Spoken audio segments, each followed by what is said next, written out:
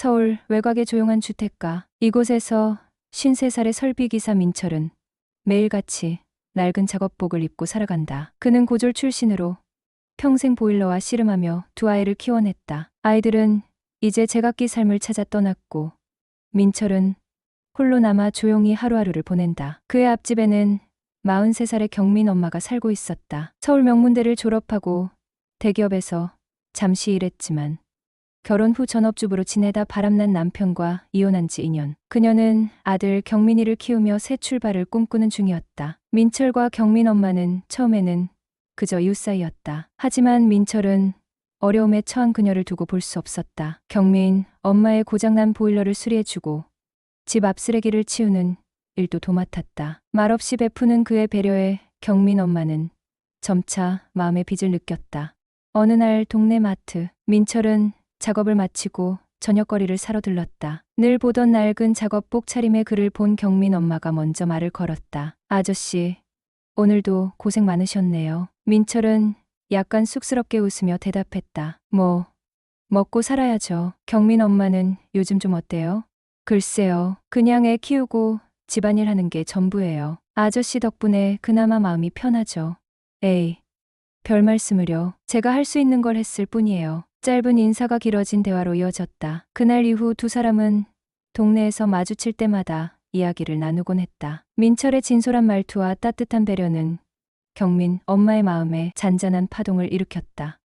몇 주 뒤, 경민 엄마의 집 싱크대가 고장났다. 민철은 흔쾌히 고쳐주겠다고 했다. 작업을 마치고 나가는 길, 그는 문득 물었다. 경민 엄마, 시간 되면 소주 한잔 하실래요? 그녀는 잠시 망설이다 웃으며 고개를 끄덕였다. 좋아요. 요즘 저도 누군가랑 이야기하고 싶었어요. 동네 포장마차에서 나눈 술 한 잔은 그들의 거리를 훨씬 좁혔다. 경민 엄마는 바람난 남편과의 이혼 이야기를 꺼냈다. 민철은 말없이 고개를 끄덕이며 들어주었다. 그날 밤, 경민 엄마는 속마음을 털어놓은 자신이 민철에게 점점 더 의지하고 있음을 깨달았다. 한 번은 민철이 경민이를 데리고 동네 놀이터에 간 적이 있었다. 멀리서 그 모습을 지켜보던 경민 엄마는 묘한 감정에 휩싸였다. 그는 단순히 이웃이 아니라 자신에게 특별한 존재로 다가오고 있었기 때문이다.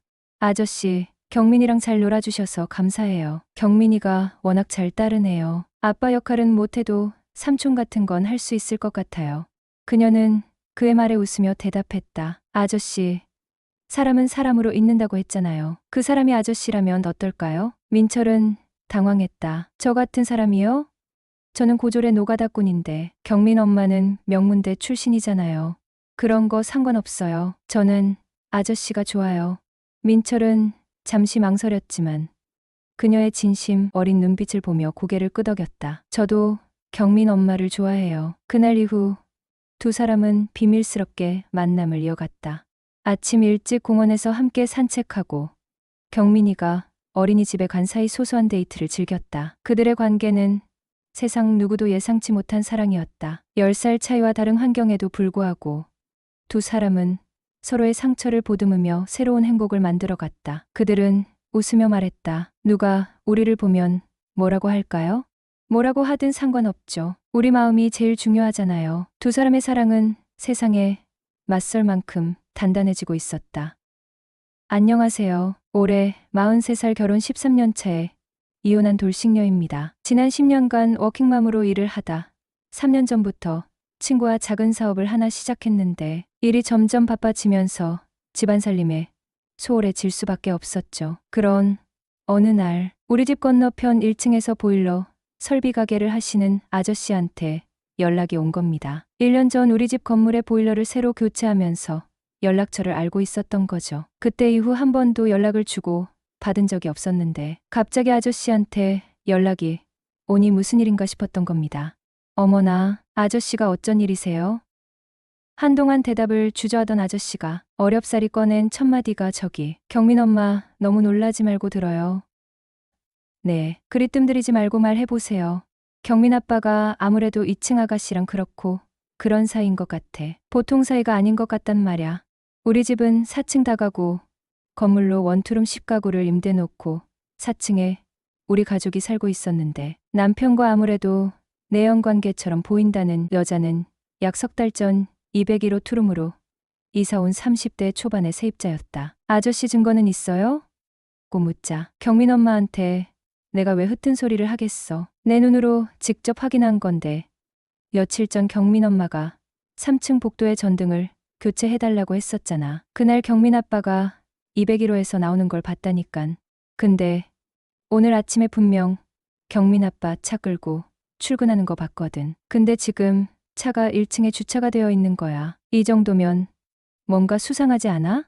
나는 바로 집으로 달려갔습니다. 집 앞에 도착하니 사무실 앞에서 담배를 태우시던 설비 아저씨랑 눈이 딱 마주친 것이다. 그때는 나도 모르게 물에 빠진 사람 지푸라기라도 잡는 심정으로 설비 아저씨에게 기대고 싶었는지도 모르겠다. 아저씨, 저 무서워요. 혼자는 못 가겠어요.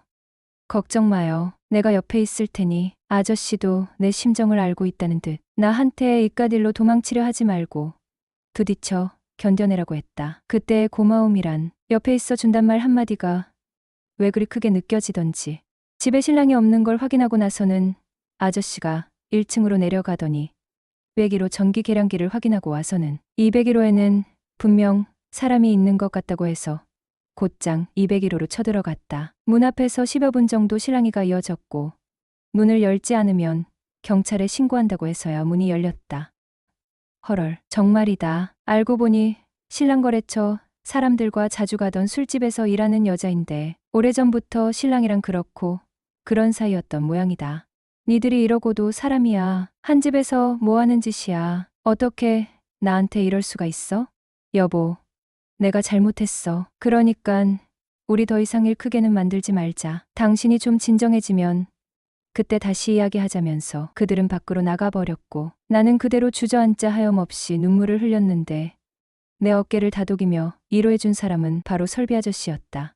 밤새도록 뒤척이며 내린 결론은 의외로 간단했습니다. 더는 참지 말자. 이혼하자. 큰 충돌 없이 매듭을 짓기로 했습니다. 조건은 단 하나.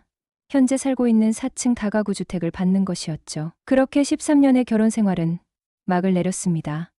이혼 후 1년. 오랜 시간 곁에 있던 사람이 사라지니 이상하게도 허전함이 밀려들었습니다. 가끔은 그 시절이 그리워지기까지 했어요. 그렇다고 새로운 시작을 결심하기에는 두려움이 앞섰습니다. 답답한 마음을 달래기 위해 매일 새벽 운동을 위해 공원으로 향했습니다. 공원의 상쾌한 공기가 마음을 조금은 가볍게 만들어 줄 것 같았거든요. 그날도 새벽 운동을 하며 공원의 신선한 공기를 들이마시던 찰나 갑작스러운 소나기가 내렸다. 나무 밑에서 비를 피하던 것도 잠시 더 이상 기다릴 수 없어 집으로 뛰기 시작했다. 그런데 뒤에서 들리는 트럭의 경적 소리. 고개를 돌리니 설비 아저씨가 트럭 안에서 나를 향해 손짓하고 있었다. 경민 엄마, 뭐 하세요?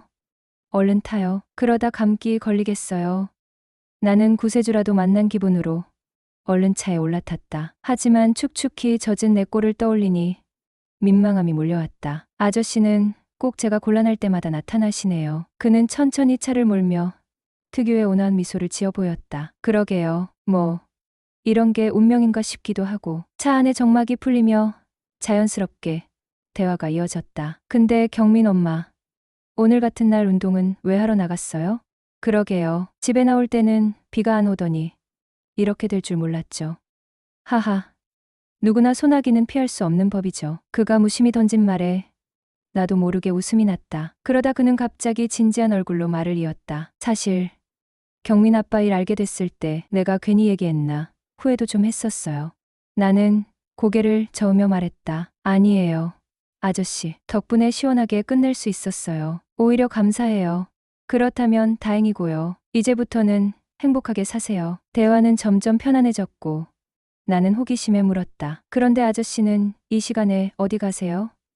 혹시 저 스토킹하신 거 아니죠?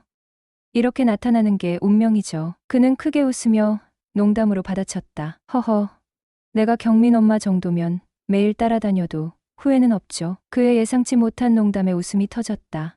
점잖은 줄 알았더니 의외로 이런 말도 잘하시네요. 경민 엄마는 왜 아직 혼자예요?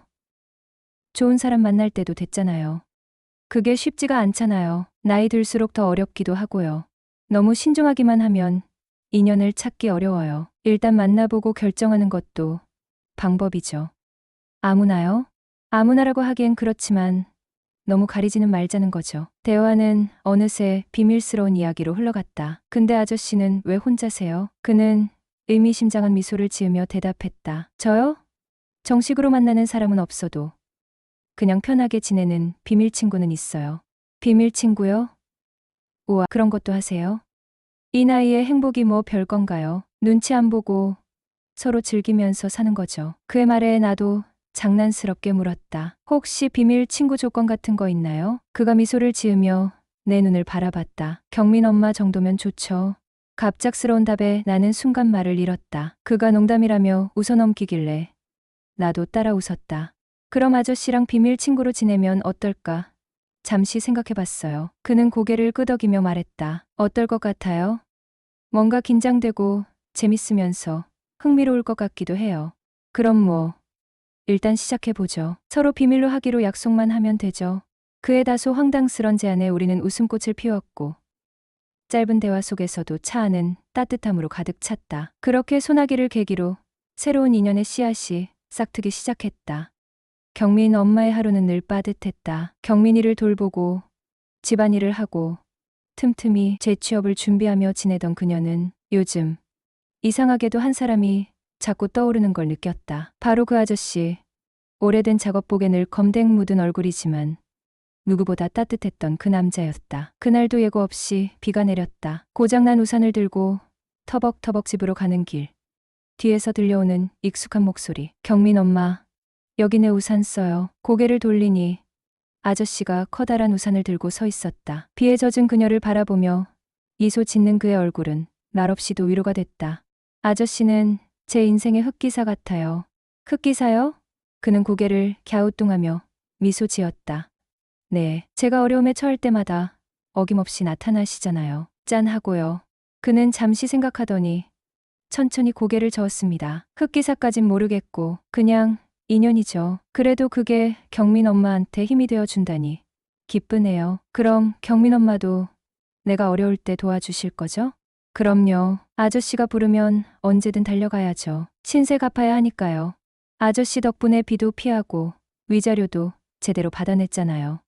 저 오늘 집에서 저녁 식사라도 대접하고 싶은데 시간 괜찮으세요? 그의 대답은 한결같았다. 나야 경민 엄마가 불러만 주면 고맙죠. 그렇게 초대된 저녁 식사 자리. 경민 엄마는 해물칼국수와 보쌈을 만들며 설렘을 감추지 못했다. 주방에서 요리를 준비하는 손끝에 그의 따뜻한 미소가 떠올라 기분 좋은 흥얼거림이 자연스레 흘러나왔다. 저녁 식탁에 둘은 나란히 앉았다. 칼국수의 진한 국물 맛이 그날의 분위기처럼 깊었다. 복분자주를 나누며 웃고 떠들다 보니 어느새 병은 3개나 비워졌다. 그리고 그날 두 사람은 한층 가까워졌다. 경민 엄마, 내 부탁이면 뭐든지 들어준다고 했지.